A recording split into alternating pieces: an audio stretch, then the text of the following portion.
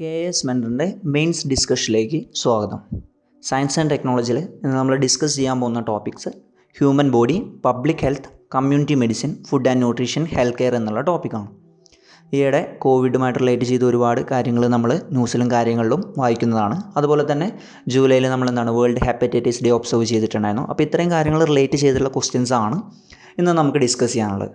2 മാർക്സിൻ്റെയും 5 മാർക്സിൻ്റെയും 10 മാർക്സിൻ്റെയും questions നമ്മൾ discuss ചെയ്യുന്നുണ്ട്. Expect ചെയ്യുന്ന വേർഡ് ലിമിറ്റ് 20 to 25, അതുപോലെ തന്നെ 50 to 60, 100 to 120 വേർഡ്സ് ആണ്. ഓക്കെ, അപ്പോൾ ഫസ്റ്റ് നമ്മൾ ഡിസ്കസ് ചെയ്യാൻ പോകുന്നത് 2 മാർക്സിൻ്റെ ക്വസ്റ്റ്യൻ ആണ്. Write a short note on world hepatitis day. World hepatitis day എന്നാണ് ഒബ്സർവ് ചെയ്യുന്നത്, ആര് കീഴിലാണ് അത് വർക്ക് ചെയ്യുന്നത്, അത് എന്തിനു വേണ്ടിയിട്ടാണ്, ഇത്രയും കാര്യങ്ങളാണ് നമ്മളൊരു 2 മാർക്സിൻ്റെ ക്വസ്റ്റ്യൻസിൻ്റെ അകത്ത് വരേണ്ടത്.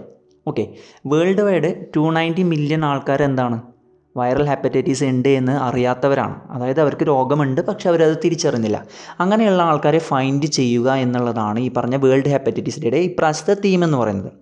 ഞാൻ ഓൾറെഡി പറഞ്ഞു, July 28 world hepatitis day observe ചെയ്യുന്നത്. വേൾഡ് ഹെൽത്ത് ഓർഗനൈസേഷനാണ് ഈ ഒരു ഒബ്സർവേഷൻ സ്റ്റാർട്ട് ചെയ്യുന്നത്. മിസ്സിംഗ് മില്യൺസിനെ ഫൈൻഡ് ചെയ്യുക, അല്ലെങ്കിൽ take action and raise awareness to find the missing millions എന്നാണ് world hepatitis day July 28, 2020 theme എന്നുള്ളത്. അപ്പോൾ ആ ഒരു കാര്യം കൂടി നമ്മൾ ആൻസറിൻ്റെ അകത്ത് കൊണ്ടുവരേണ്ടതാണ്. ബേസിക്കലി എന്തൊക്കെ വേണം, ആരാണ് സ്റ്റാർട്ട് ചെയ്തത്, എന്നാണ്, അതുപോലെ തന്നെ അവരുടെ ഉദ്ദേശ ലക്ഷ്യം എന്താണ്, അതിൻ്റെ ഒരു തീവ്രത മനസ്സിലാക്കാനാണ് ഈ 290 മില്യൺ ആൾക്കാർ വൈറൽ ഹെപ്പറ്റൈറ്റിസ് ഉണ്ട് എന്നുള്ളത് അൺഅവെയർ ആണ് എന്നുള്ളൊരു കാര്യം കൂടി നമ്മൾ ആൻസറിൻ്റെ അകത്ത് എടുത്ത് പറയേണ്ടത്. അപ്പോൾ ഇത്രയാണ് ഒരു 2 മാർക്സിന് എഴുതേണ്ടത്. നമ്മളിനി ഡിസ്കസ് ചെയ്യാൻ പോകുന്നത് ഒരു 5 മാർക്കിൻ്റെ ചോദ്യമാണ്. How is rapid antigen detection test different from RT-PCR test. അപ്പോൾ ഇതാണ് ചോദ്യം. ഇതിലെ ഈ റാപ്പിഡ് ടെസ്റ്റ് കാര്യങ്ങൾ നിങ്ങൾ ന്യൂസ് റിപ്പോർട്ടുകളിൽ ഈയിടെ ഒരുപാട് കേട്ടിട്ടുണ്ടായിരിക്കും. ഓക്കെ, അതും RT-PCR ടെസ്റ്റും തമ്മിലുള്ള വ്യത്യാസം എന്താണ് എന്നുള്ളതാണ് നോക്കുന്നത്. ജനറലി നമ്മുടെ ഒരു ഔട്ട്ലുക്ക് എന്ന് ഉദ്ദേശിക്കുന്നത് ഈ പറഞ്ഞ ടെസ്റ്റുകൾ എന്താണ് എന്ന് തിരിച്ചറിയുക എന്നുള്ളതാണ്. ഓക്കെ, ICMR അംഗീകരിച്ചൊരു ടെസ്റ്റാണ് ഈ പറഞ്ഞ റാപ്പിഡ് ആൻറ്റിജൻ ഡിറ്റക്ഷൻ ടെസ്റ്റ് എന്ന് പറയുന്നത്. ഈയിടെ കോവിഡിനെ തിരിച്ചറിയാൻ വേണ്ടിയിട്ട്, കോവിഡ് ഉണ്ടോ എന്നുള്ളത് അറിയാൻ വേണ്ടിയിട്ട് ഉപയോഗിക്കുന്ന വൺ ഓഫ് ദ ടെസ്റ്റാണ് ഇതെന്ന് പറയുന്നത്, റാപ്പിഡ് ആൻറ്റിജൻ ഡിറ്റക്ഷൻ ടെസ്റ്റ് എന്ന് പറയുന്നത്. അതുപോലെ തന്നെ RT-PCR അതിൻ്റെ full form reverse transcription polymerase chain reaction എന്ന് പറയുന്ന ഒരു ടെസ്റ്റാണ്. അതായത് ഏതെങ്കിലും പുറത്തുനിന്ന് വൈറസോ കാര്യങ്ങളോ നമ്മുടെ ശരീരത്തിൽ കയറിയിട്ടുണ്ടെങ്കിൽ DNA അതിനനുസരിച്ച് ചേഞ്ചുകൾ ഉണ്ടാക്കുന്നതാണ്. അപ്പോൾ ആ പറഞ്ഞ ചേഞ്ചുകൾക്കനുസരിച്ച് പുതിയ പ്രോട്ടീനുകൾ കാര്യങ്ങൾ അവർ സിന്തസൈസ് ചെയ്യും. അപ്പോൾ അത് ഐഡൻറ്റിഫൈ ചെയ്യുന്ന ഒരു ടെസ്റ്റാണ് RT-PCR ടെസ്റ്റ് എന്ന് പറയുന്നത്. ഓക്കെ, നമ്മൾ ക്വസ്റ്റ്യനിലേക്ക് വരാം. എന്താണ് ഇവർ തമ്മിലുള്ള ഡിഫറൻസ് എന്നാണ് ചോദ്യം. നമ്മുടെ സ്വാബ് ടെസ്റ്റ് എന്നൊക്കെ കേട്ടിട്ടുണ്ടായിരിക്കും. അതായത് നമ്മുടെ സ്വാബ് കാര്യങ്ങൾ എടുത്തുകൊണ്ട് അതിൻ്റെ അകത്ത് ആൻറ്റിജൻസ് വന്നിട്ടുണ്ടോ എന്നുള്ളത് തിരിച്ചറിയാവുന്ന ഒരു ടെസ്റ്റാണ് ഈ പറഞ്ഞ 2 ടെസ്റ്റുകളും. അതായത് റാപ്പിഡ് ആൻറ്റിജൻ ഡിറ്റക്ഷൻ ടെസ്റ്റ് ആയാലും RT-PCR സാർസ് ലൈക്ക് അല്ലെങ്കിൽ COVID-2 വൈറസിനൊക്കെ വേണ്ടിയിട്ട് യൂസ് ചെയ്യുന്നൊരു ടെസ്റ്റാണ്. ഇത് നമ്മളുടെ വ്യത്യാസം എന്ന് പറയുന്നത്, റാപ്പിഡ് ആൻറ്റിജൻ ഡിറ്റക്ഷൻ ടെസ്റ്റ് പെട്ടെന്ന് തന്നെ റിസൾട്ട് തരുന്നതാണ്. അതിൽ പോസിറ്റീവ് ആണ് എന്നുണ്ടെങ്കിൽ തീർച്ചയായിട്ടും എന്ത് തന്നെയായിരിക്കും, പോസിറ്റീവ് ആയിരിക്കുകയും ചെയ്യും. പക്ഷേ അവർ നെഗറ്റീവ് കാണിച്ചു കഴിഞ്ഞാൽ അത് തീർച്ചയായിട്ടും കോവിഡ് ഇല്ല എന്ന് നമുക്ക് പറയാൻ പറ്റില്ല. അപ്പോൾ നമ്മളൊരു പെട്ടെന്ന് അറിയാൻ വേണ്ടിയിട്ട് റാപ്പിഡ് ആൻറ്റിജൻ ഡിറ്റക്ഷൻ ടെസ്റ്റ് ചെയ്ത് കഴിഞ്ഞാലും നെഗറ്റീവ് ആണ് റിസൾട്ട് വരുന്നതെങ്കിൽ അതിൻ്റെ ഒരു കൺഫർമേഷന് വേണ്ടിയിട്ട് RT-PCR ടെസ്റ്റ് കൂടി ചെയ്യേണ്ടതാണ്. പക്ഷേ RT-PCR ടെസ്റ്റ് എന്ന് പറയുന്നത് കോസ്റ്റ്ലി ആണ്. അതുപോലെ തന്നെ റിസൾട്ട് വരാനുള്ള കാര്യങ്ങൾ വൈകുകയും ഡിലേ കാര്യങ്ങളൊക്കെ ഉണ്ട്. അതുപോലെ തന്നെ ഈ പറഞ്ഞ റാപ്പിഡ് ആൻറ്റിജൻ ഡിറ്റക്ഷൻ ടെസ്റ്റ് നമുക്ക് മൊബൈലായിട്ട് വന്ന് എടുക്കാവുന്നതാണ്. പക്ഷേ RT-PCR ടെസ്റ്റ് എന്ന് പറയുന്നത് കൃത്യമായ ക്ലിനിക്കൽ മെത്തേഡ്സ് കാര്യങ്ങൾ ഉപയോഗിച്ചുകൊണ്ടാണ്. അപ്പോൾ അതൊക്കെയാണ് അതിൻ്റെ ലിമിറ്റേഷൻസ് കാര്യങ്ങൾ.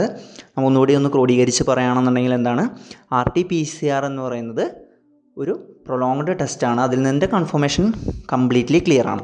പക്ഷേ ഇതിൽ നെഗറ്റീവ് റിസൾട്ടുകൾക്ക് നമ്മൾ കൂടുതൽ റെസ്പോൺസ് കൊടുത്തു കഴിഞ്ഞാൽ അതൊന്നുകൂടി ചെക്ക് ചെയ്യേണ്ട ഒരു അവസ്ഥ കൂടിയും നമ്മുടെ റാപ്പിഡ് ആൻറ്റിജൻ ഡിറ്റക്ഷൻ ടെസ്റ്റിന് വരുന്നുണ്ട്. പക്ഷേ പോസിറ്റീവ് ആണ് റാപ്പിഡ് ആൻറ്റിജൻ ഡിറ്റക്ഷൻ ടെസ്റ്റ് കാണിക്കുന്നതിന് കൺഫേം ആണ് കോവിഡ് ഉണ്ട് എന്നുള്ളത്.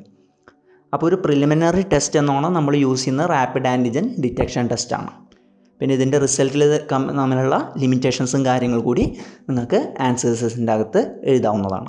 ഈയിടെ നിങ്ങൾ പത്രങ്ങളിൽ വായിച്ചിട്ടുണ്ടായിരിക്കും, സൂയിസൈഡ് കാര്യങ്ങൾ വളരെ കൂടുതലായിട്ട് വരുന്നുണ്ട്, അല്ലെങ്കിൽ ഈ കോവിഡ് കാലഘട്ടത്തിൽ അതിൻ്റെ റിപ്പോർട്ടുകൾ വളരെ കൂടുതലാണ്. അതുമായിട്ട് റിലേറ്റ് ചെയ്തിട്ടുള്ള ഒരു ചോദ്യമാണ് നമ്മളിന്ന് 10 മാർക്സിന് ഡിസ്കസ് ചെയ്യാൻ പോകുന്നത്. The global burden of diseases data shows that 8 lakh people die every year due to suicide.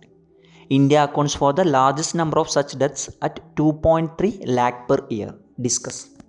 ഒരു അലാമിംഗ് ആയിട്ടുള്ള ഒരു റേറ്റാണ് ഈ പറഞ്ഞ ഗ്ലോബൽ ബേർഡൻ ഓഫ് ഡിസീസിൻ്റെ ഡാറ്റ ഷോ ചെയ്യുന്നത്. 8 ലക്ഷത്തോളം ആൾക്കാർ എല്ലാ കൊല്ലവും എന്ത് ചെയ്യുന്നുണ്ട്, സൂയിസൈഡ് ചെയ്യുന്നുണ്ട്.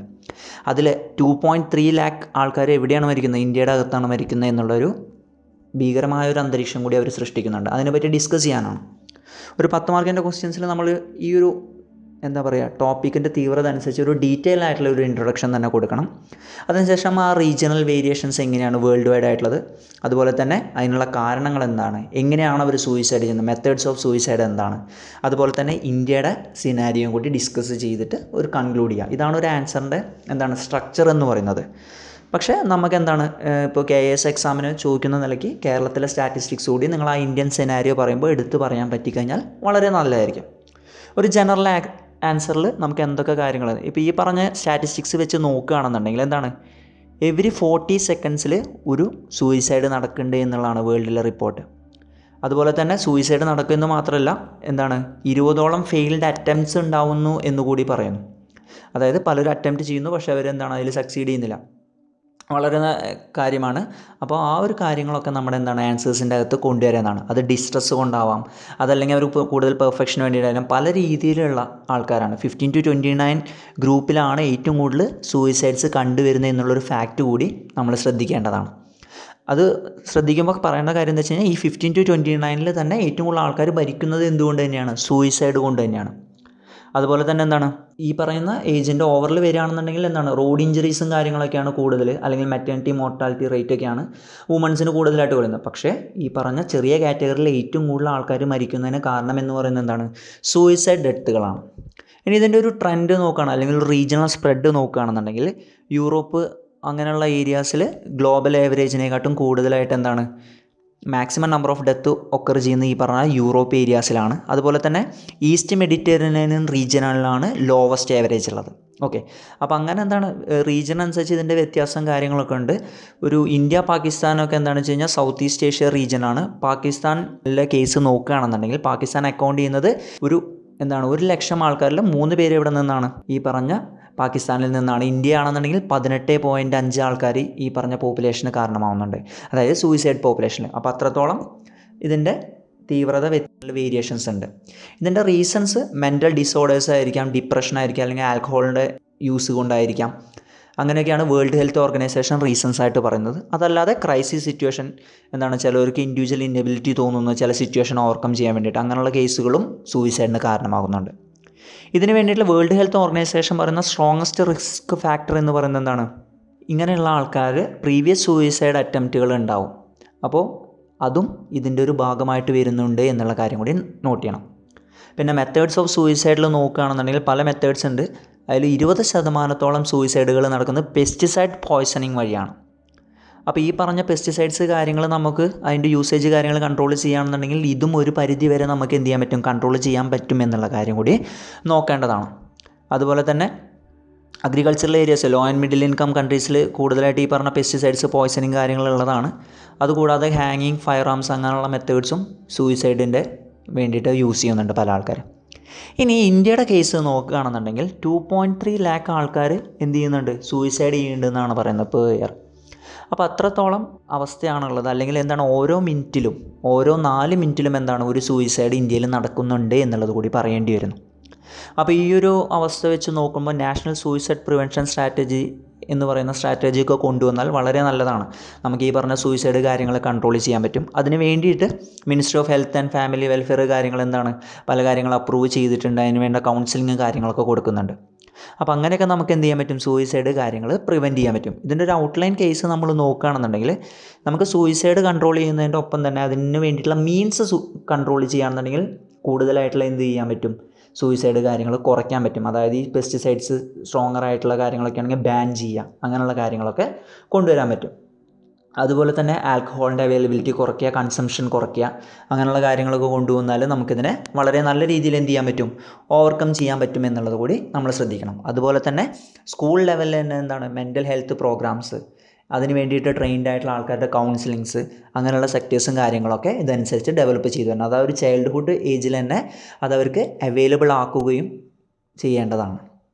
അപ്പോൾ ഓൾറെഡി ഇതുപോലെ സൂയിസൈഡ് അറ്റംപ്റ്റ് ചെയ്ത ആൾക്കാരുണ്ടായിരിക്കും. അപ്പോൾ അങ്ങനെയുള്ളവർക്ക് കൂടുതൽ അറ്റൻഷൻസും അവരുടെ കാര്യങ്ങളിൽ കൂടുതൽ ഇൻ്റർവ്യൂൻ ചെയ്ത് അവർക്ക് വേണ്ട ഫെസിലിറ്റീസ് കാര്യങ്ങൾ കൊടുത്ത് അവരെ അറ്റംപ്റ്റ് ചെയ്യുന്നതിൽ നിന്നും നമുക്ക് കുറയ്ക്കാൻ സാധിക്കും. അപ്പോൾ ഇത്രയും കാര്യങ്ങളൊക്കെയാണ് നമ്മളൊരു ഇന്ത്യൻ സിനാരിയോ എന്ന് പറയുന്നത്.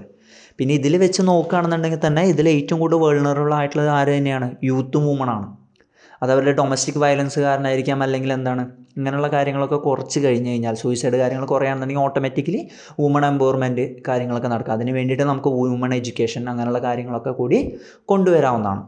അപ്പോൾ ഇത്രയും കാര്യങ്ങളൊക്കെയാണ് നമ്മുടെ ഒരു ആൻസറിൻ്റെ അകത്ത് വരേണ്ടത്. ഒരു ജനറലി ഒരു ഔട്ട്ലുക്കാണ്. ഇത് കൂടാതെ നിങ്ങൾക്ക് ഒരുപാട് പോയിൻറ്റ്സ് കൊണ്ടുവരാവുന്നതാണ്. ബേസിക്കലി നമ്മൾ എന്താ ശ്രദ്ധിക്കേണ്ട കാര്യം എന്താ വെച്ച് കഴിഞ്ഞാൽ ആ ഒരു സ്ട്രക്ചർ മെയിൻറ്റെയിൻ ചെയ്യാം. ഇത് ചിലപ്പോൾ പീർ പ്രഷർ കാരണമായിരിക്കും, അല്ലെങ്കിൽ പെർഫെക്ഷന് വേണ്ടിയിട്ടായിരിക്കും. അങ്ങനെയുള്ള പല കാര്യങ്ങൾ നമുക്കിതിൽ ചിന്തിക്കേണ്ടത്. ഇതിൻ്റെ സ്റ്റാറ്റിസ്റ്റിക്സ് നിങ്ങൾക്ക് പരമാവധി പേപ്പറുകളിൽ നിന്ന് കറൻ്റ് ആയിട്ടുള്ള സ്റ്റാറ്റിസ്റ്റിക്സ് കൊണ്ടുവരാൻ പറ്റുമെങ്കിൽ വളരെ നല്ലതാണ്. അപ്പോൾ ചില ആൾക്കാർ എന്താണ് റിസൾട്ട് മോശമാണ്, അല്ലെങ്കിൽ പേടിച്ചിട്ടാണ്, സെക്ഷൽ അബ്യൂസാണ്, അങ്ങനെ പല റീസൺസ് ഉണ്ട് ഇതിന് വേണ്ടിയിട്ട്. അപ്പോൾ അങ്ങനെയുള്ള കേസുകളിൽ നിങ്ങളെന്താണ് നല്ല രീതിയിൽ അത് പ്രസൻറ്റ് ചെയ്യാൻ നോക്കുക എന്നുള്ളതുകൂടി ശ്രദ്ധിക്കേണ്ടതാണ്. അപ്പോൾ ഇത്രയാണ് ഒരു 10 മാർക്സിന് നമ്മൾ എഴുതേണ്ടത്. സൂയിസൈഡിൻ്റെ കാര്യങ്ങളാണ് ചോദിച്ചത്, ഗ്ലോബൽ ബേർഡൻ. അപ്പോൾ അവരിൽ നിന്ന് തന്നെ നമ്മൾ കൃത്യമായൊരു ഇൻട്രൊഡക്ഷൻ എടുക്കുക, റീജിയണൽ വേരിയേഷൻസ് കൊടുക്കുക, കാരണങ്ങൾ, അതിന് വേണ്ടിയുള്ള സൂയിസൈഡ്, ഇന്ത്യയുടെ സിനാരിയോ, അതിൻ്റെ അകത്ത് തന്നെ നിങ്ങൾ എന്താണ് പറ്റുകയാണെന്നുണ്ടെങ്കിൽ കേരളത്തിൻ്റെ കാര്യങ്ങൾ കൂടി ആഡ് ചെയ്യണമെന്ന് ഞാൻ ഓർമ്മിപ്പിക്കുന്നു. അപ്പോൾ ഇത്രയും കാര്യങ്ങളായി കഴിഞ്ഞാൽ നിങ്ങളുടെ വളരെ വാലിഡ് ആയിട്ടുള്ള ഒരു ആൻസറായി. ഇതൊരു 50 മാർക്സിന് ചോദിച്ചാൽ പോലും ആൻസർ ചെയ്യാൻ പറ്റാവുന്ന രീതിയിലായിരിക്കും. വേറെ ഏതെങ്കിലും ടോപ്പിക്സ് നിങ്ങൾക്ക് ഡിസ്കസ് ചെയ്യണം എന്ന് ആഗ്രഹം ഉണ്ടെങ്കിൽ നിങ്ങൾക്ക് കമൻറ്റ് ബോക്സിൽ മെൻഷൻ ചെയ്യാവുന്നതാണ്. ലൈക്ക് ചെയ്യുക, സബ്സ്ക്രൈബ് ചെയ്യുക. That's all friends. Thank you.